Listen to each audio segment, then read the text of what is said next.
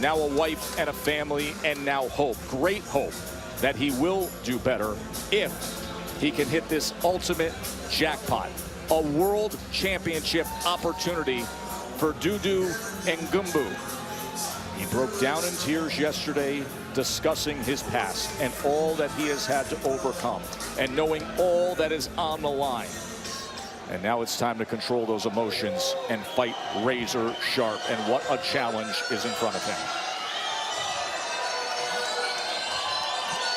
As much as his opponent is defined by the emotion we just described of a life spent surviving, Oleksandr Gvozdyk does not allow passion to bubble up. He is not outwardly expressive. Instead, he is surgical. He is precise. And everyone who touches upon his boxing career will discuss how brilliant he is in the ring. A breakout star in the business, 250-plus fights as an amateur, an Olympic medalist, a proven pro. He didn't need a mountain of fights to climb. Taking a title in his 16th pro fight, married with kids, confident and in control, steely and sharp as his nickname. He is the Nail, and he is the champ, set to make his first title defense right here, right now in South Philly.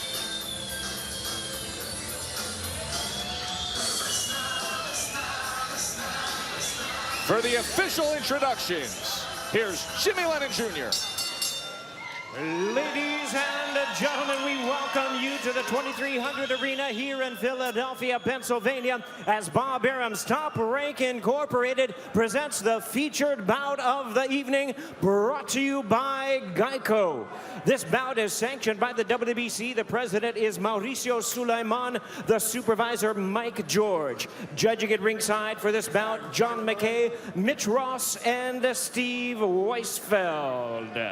All right, fans, here we go with the main event of the evening, 12 rounds of boxing for the WBC Light Heavyweight Championship of the World. And now, ladies and gentlemen in attendance, and boxing fans joining us around the world on ESPN, live from Philadelphia, it's showtime! Introducing to you first the challenger, fighting out of the blue corner, wearing red trunks with white trim, presented in association with K2 Promotions Ukraine. Originally from Kinshasa in the Democratic Republic of the Congo, now fighting out of Toulouse-Haute-Garonne in France. He weighed in at 174.3 pounds. His record stands at 38 wins, 8 losses, with 14 wins coming by way of knockout. Ladies and gentlemen, please welcome the WBC number 8 light heavyweight contender, tonight making his first attempt at a world title, introducing the challenger, Doudou Ngumbu.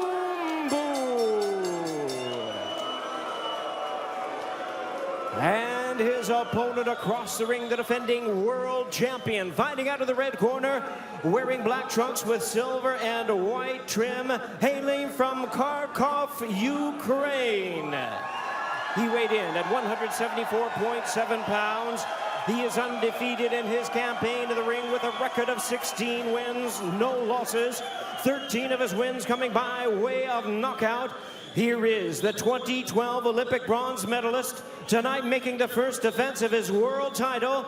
Ladies and gentlemen, please welcome the newly crowned and reigning, hard-hitting and undefeated WBC light heavyweight champion of the world, introducing the Nail, Oleksandr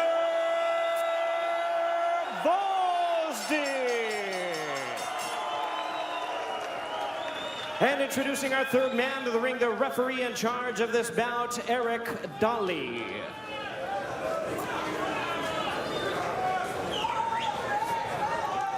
Okay, gentlemen, you already know the rules. I want to remind you to keep it clean, protect yourself at all times, obey my commands at all times. Touch gloves. Good luck to both of you. WBC light heavy champ, also the lineal light heavyweight champion. The man who beat the man going back in time is Oleksandr Gvozdyk, coming off that 11th round KO of Adonis Stevenson, a come-from-behind knockout against the defending champion in Stevenson. That happened on December 1st in Quebec City. And the chants have started up from the Ukrainian fans. Gvozdyk, Gvozdyk. Will they get the outcome they desire here? First title defense for the champ. Right out the gate from Alex Gvozdyk, you're going to see a lot of movement. You're going to see a lot of control. You know, Teddy Atlas, fundamentally sound. He's going to have him very fundamentally sound. And he taught him, you know, different ranges in the, you know, about different ranges in the ring. Mid-range, outside range, and also in close, and what to do in these situations. Gvozdyk had 255 amateur fights, an Olympic bronze medalist. Ngumbu only had 35 amateur fights, and you'll notice this right away that Gvozdyk is a lot more polished than Ngumbu. He's going to be aware of everything. That's one thing that Teddy Atlas brought to my camp when he was in my corner. You know, fundamentals, everything behind the jab, good footings, good spacing, throwing your feints, all the good things needed to be a top fighter.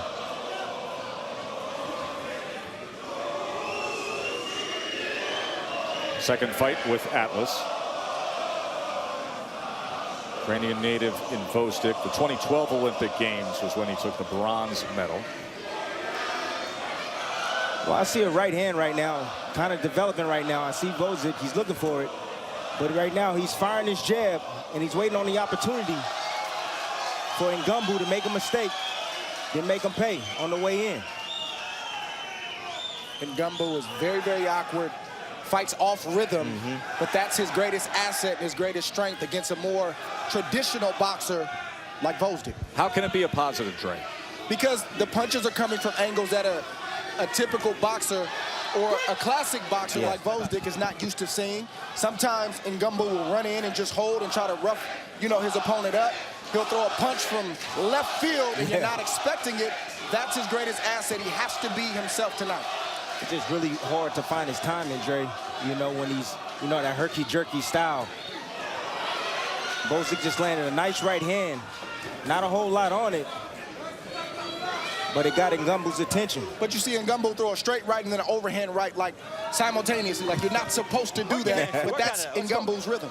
I got you. Step back, step back. Nonconformist is Ngumbu. We asked him about where he got that style. He started listing off about 10 to 15 different boxers through history. Just one big stew of style. 10 seconds. Coming to the end of round number one. There's been plenty made of what happened in the fight against Adonis Stevenson with Gvozdyk, suffering the life-threatening catastrophic brain injury. Mark Kriegel, you have an update on Stevenson for us. Yes, I spoke to Yvonne Michelle, Stevenson's longtime promoter. Tells me that Stevenson is living in a rehab facility. He's walking, he's talking, he's eating, and this weekend he made his first trip home. For the weekend, he'll be back on Monday. That's good news to hear, the continued improvement of Stevenson. Oh, here's the right hand I was talking about right here. Landed a little high, not exactly on the chin. From Gvozdyk right there. And you see Ngumbu took it well, but you see him fire right back. Those are the two punches I was talking about. From an awkward position. He didn't even bat an eye. He just let it go. In that first round, Gvozdyk enjoyed an 11-3 connect advantage over Ngumbu. Ngumbu is not fundamentally sound. He makes a lot of mistakes. Gvozdyk can have a lot of opportunities if he just remain relaxed and always focused and concentrated through every single round. Make him pay for every mistake Ngumbu makes.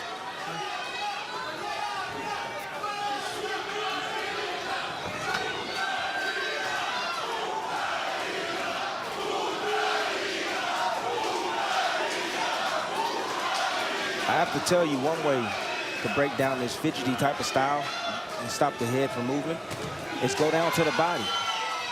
Start breaking them down to the body. It's going to bring the hands down of your opponent, and it's also going to siphed the gas tank as well. Apropos descriptive in describing him as fidgety. That's exactly what you see, with almost that nervous energy to that jerky style of Ngumbu. You know, he does this style because he's trying to give you different looks. He's not trying to allow you to know when he's going to rush in with the wide shots or come in and tie up like there, like he just did. Yeah, this fight for me is a battle of identity.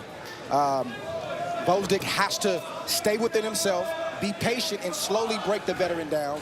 And in Ngumbu, like I mentioned earlier, he can't start trying to be cute because it's a championship opportunity. He's got to be the awkward, herky-jerky guy that he's always been. Teddy Atlas told me that what he didn't like about Oleksandr Gvozdyk in this first round is that when he threw the jab and he was reaching, Doudou Ngumbu would react to that. Now he wants him to feint, cause the reaction, and then catch him with the overhand right after. Let him commit off that feint. See if you can land that right hand. Yeah, if you can't get your jab working, you want to use your feint. You know, that's one way to see what your opponent is thinking and trying to do. Ngumbu with his best work so far. Landed that right hand to the body, then tried to time a right hand up top. There's Gvozdyk putting a punch together. See, every Straight time towards the belt line there. See, Tess, every time Gvozdyk gets in and throws his shots, he got to be ready for return fire from Ngumbu. You know, that fidgety style, being ready at all times. Gvozdyk can't allow himself to get relaxed after throwing a combination.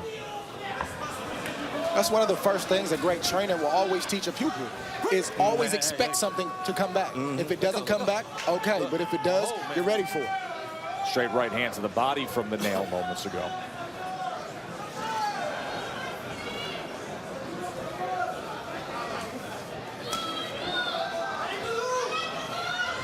Gvozdyk now understands that, you know, he got a mover. Now he's bringing the right hand, not up top, but he's bringing the right hand down to the body. Easier to find the body than all that head movement of Ngumbu. 10 seconds. WBC light heavyweight championship fight from here in Philadelphia. Going to take a short break, and we'll be right back ringside. Stay with us.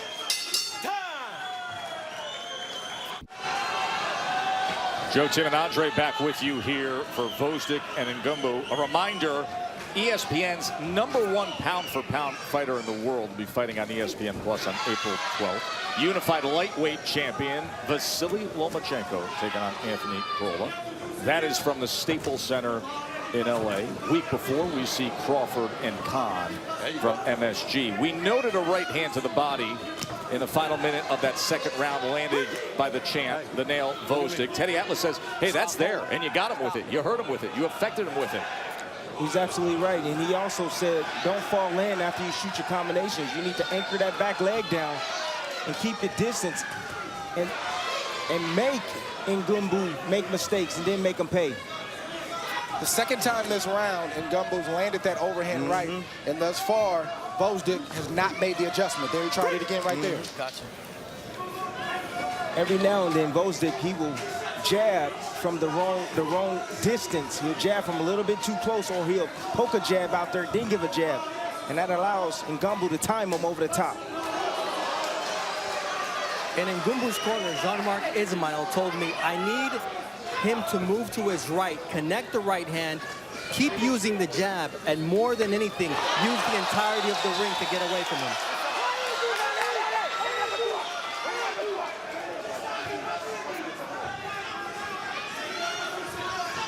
Yep. And Ngumbu's got Gvozdyk thinking right now. You know, that last combination that landed, the reason why he was able to land that combination because he had good positioning, one, and his footing was on point. You know, he didn't fall in after throwing, you know, the combinations. His feet was set, and he followed Ngumbu as he was trying to pull away. Gvozdyk, and Ngumbu, he's sneak attacking Gvozdyk. That's causing Gvozdyk to have his hands in his pocket, and he's not throwing punches. And when Gvozdyk isn't punching, that's good for Ngumbu. You know, that description, he's sneak attacking, it falls right in the line with what he described earlier, the unexpected. There's a right hand lead from Gvozdyk. You can misread the record of Ngumbu, 38-8, and you'll look at his age and say, oh, he's a soft touch. He's tough, he's determined, he's fighting for his family back in the Congo, his children in France. A motivated fighter is a dangerous fighter. Yes, it is. And at the same time, Dre, you know, fighters in this division, you know, they're old. You know, the top 10 fighters, 7 of them are 30 years old and older. You know, it just seems like fighters in this division get better with time, like good wine. Well, a lot of these guys, they got 200-300 amateur fights, so that's why they're on the fast track. And you see the older age, they've gone to 1 or maybe 2 Olympics, and then they have the, you know.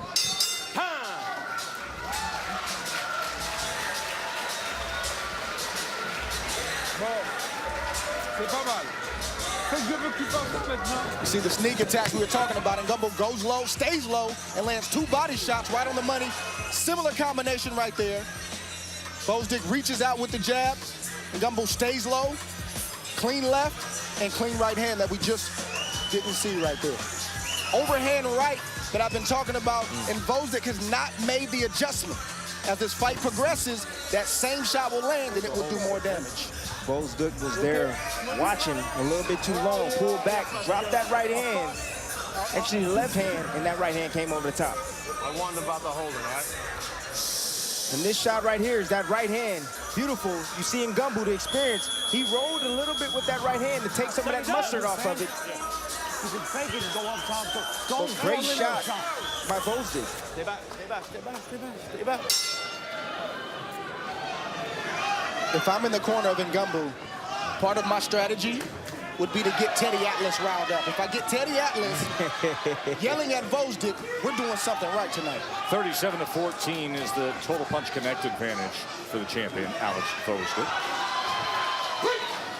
You gotta stop it, bro. Stop it. The veteran fighter starting to feel good. No. Don't He's pull feeling his head good. down. He's having Come on. some success. Let's go, box. Eric Dowley, the 3rd man inside the ropes, our referee with the warning Stop. for Ngumbu. No. No more. No more. Stop holding. You understand me?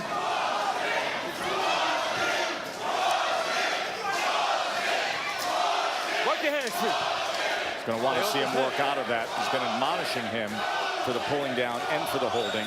Gvozdyk trying to close that gap. What Gvozdyk needs to do, he needs to let his hands go. You know, little flurries. You know, he's trying to land a power shot just like that. Touch him, touch him, touch him. Then land something hard. Get him to stay still by going down to the body with small little combinations and then land the big boom. Tim Gvozdyk is an accurate puncher. He doesn't like to throw unless he feels like he's going to land. With the herky-jerky style of Ngumbu, all the awkward movement like we just saw right there, he's not confident to let his offense go. Yeah, but Dre, he needs to understand with all those amateur fights, he should know by now that when you get an awkward guy that's moving his head, you know, side to side, body shifting, right, left, you know, go down to the body. The body doesn't move. But I think all the amateur fights are part of the problem. He's stuck into a style. He's used to hitting and hitting accurately, and he doesn't have a steel target right now. No. Off balance No that knockdown. time. Dowley comes in to say Don't no push his head knockdown. You all I think right? could have made the argument that that was in the course of the nature of the round and that Gvozdyk could have still been on the attack there. Teddy asks for Gvozdyk to pick up his jab, and I agree 100%. Yeah. He's got to land a stiff jab to the head and to the body that will freeze Ngumbu long enough for Gvozdyk to come over the top with that right hand. For me, I'm looking for the jab to the chest, Dre, not to the head, because that head is not going to be there. The chest will be there, and then I'll be able to set up the big punch. Tried to chase him back with a jab that time and a little shuffle from Ngumbu. And that's exactly what he needs to do. He needs to get him out of positioning, keep him out of positioning, and keep landing shots just like that. That's what Gvozdyk needs to do. Ngumbu stuck out his tongue and then smiled and nodded, trying to punk the champ. Yeah, Ngumbu's not here to lay down. That's for sure. The drunken master.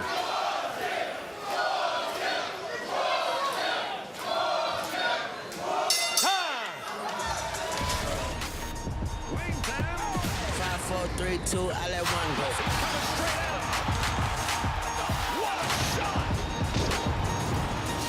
Crawford versus Khan, Saturday, April 20th, live on pay-per-view. We all have a hunger. Can they take it a step further? Their Elite Eight bound. The Huskies are headed to a 14th consecutive Elite Eight. The Elite Eight begins tomorrow on ESPN. No one knows where it comes from.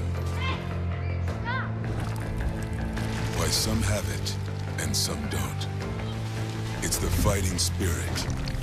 It consumes fear and weakness. It stands ready to fight whatever shape the battle takes. Because as long as there are battles, there will always be Marines. This is a fight fans fight venue. The tough and gritty South Philly 2300 Arena. And tonight it is home to Top Rank Boxing on ESPN for the WBC Light Heavyweight Championship fight. Round number 5 between Doudou Ngumbu in the red trunks and the newly minted champ Oleksandr Gvozdyk, who just heard from his corner saying you're giving him a free ride. You can catch him coming in. Let's see if he can time something here, as now he tries to back him up. And once again, a smile from the challenger. Wild swinging right hand, and then he gets out of the way. Well, one of the things, you know, everything from Gvozdyk is straight down the middle. 1-2, 1-2, 1-2. I mean, the opposite fighter gets used to that. You know, I know what's coming. Change up your combinations. If he changes, what happened? Did he hurt his knee? Might have a cramp. All of a sudden here in round number 5, Ngumbu pulls up. You all right? He's pointing to his right leg. Could be sitting on a TKO win here for Gvozdyk.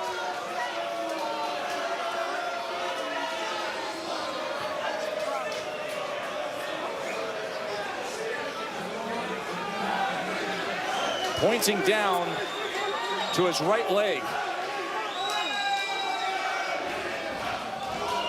This is what happens. How can he possibly continue? Walk it up. Noticeably limping. He might have pulled his calf or tore his calf. It does look a little slow. If the fighter can't continue, that's it. Yeah. Give me 5. Give me 5. Give me 5. There was no accidental foul. Fighter's just injured, pulls up, and all of a sudden you're giving him time? What? For what? I mean, it's over. The fight's over. Hey, where's his interpreter? Listen, very basic understanding of the sport. Yep. If you cannot continue and can't fight, it's over. It's no way you can go back to the locker room, get an x-ray, anything like that. This is boxing. If you cannot continue, giving a man 5 minutes, I've never seen this before. Was there a clash of heads? No. Was there an accidental foul? No. Was there a low blow? Football, we call that a non-contact. Non-contact injury. Well, have no idea what happened.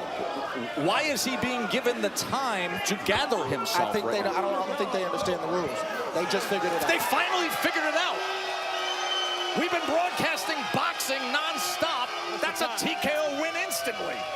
What did it take a conference to figure that out? They had to figure it out. Yeah. TKO. Joe, they had to figure the rules out. Hey, 58 seconds, TKO. He might. There's a pot. Wow, he's in agony, pain and agony right now. Going on with him. No idea. Well, the Pennsylvania Commission, I mean, 58 seconds, TKO. well, you want to get it right, but folks, that is as basic a principle of the sport as there is. Yes. You have to continue fighting. You have to. Well, if you look at his right leg right there, he's got some tape by his hamstring, his right hamstring. Maybe that has something to do with it. Listen, we hope the best for Ngumbu, who was giving a good spirited effort, but the result's the result. A TKO win for Oleksandr Gvozdyk. Bernardo will be on top of it to figure things out. Yeah, injury in the ring. Unable to continue. TKO. But obviously, an injured fighter who can't continue is a TKO victim. End of story. Bernardo, what are you figuring out ringside here? All right, so I spoke with Greg Serb and he's the commissioner here in Pennsylvania. I asked him exactly what you were asking. Why did he get time to recover? He said, even though it was a non-contact situation, he considered it as an accidental foul, tried to give the fighter time to recover. Nonetheless, he could not continue due to a right calf injury. Therefore, the TKO is the official result. Well, the end result is the proper result. How they arrived at it is a little confusing to deliberate and come to counsel there. But let's make it official with Jimmy Lennon Jr. Ladies and gentlemen, we have the time of 58 seconds in round number 5. A referee in charge, Eric Daly, stops the contest. Ngumbu suffering an injury in the ring and is unable to continue. He is the winner by way of technical knockout, still undefeated, and still the WBC light heavyweight champion of the world, the Nail, Oleksandr Gvozdyk. So Gvozdyk moves his mark now to 17-0 with 14 knockouts. If I told you earlier today it's going to be a TKO victory for Gvozdyk, you could write about 100 scripts. You're not coming up with that one. I'm not coming up with that one, Tess. We're going to take a short break, and then we will sum it up and hear from Gvozdyk. Stay with us. Moment brought to you by Boost Mobile, and here's how the championship fight ends. As Ngumbu was backing away, and all of a sudden he suffers a lower leg injury that's been reported by Bernardo, and he was unable to continue after they assessed it and gave him time to do so. There was no accidental foul. There was nothing of the sorts. He just couldn't continue. So a TKO victory for the Nail, Alex Gvozdyk. Bernardo. Thank you, Joe. Alex, the knockout was maybe expected by many people. The way it happened, not so much. What did you think about the way the fight ended? You know, it's definitely didn't happen what I was expecting. Probably it wasn't what fan expected, but you know, like it just happened. You know, I tried to do my best, and it was just the beginning of the fight. You know, I was thinking to start accelerating a little bit later. But, you know, I don't know what happened, actually. It sometimes happens, and, you know, it just happens. It is what it is, you know. You're a champion in a very talented weight class. Bivol, Kovalev. Who do you want next? Right now, I want to see my family take a little rest, you know, and then we're going to speak with my promoters, my manager, my trainer, and we'll figure out. I can't tell you right now, but my goal is unify titles, and, you know, like, I'm not picking my opponents, and I'm going to wait what they're going to tell me to do next. Thank you very much. Alexander, we send it up to Max Kellerman.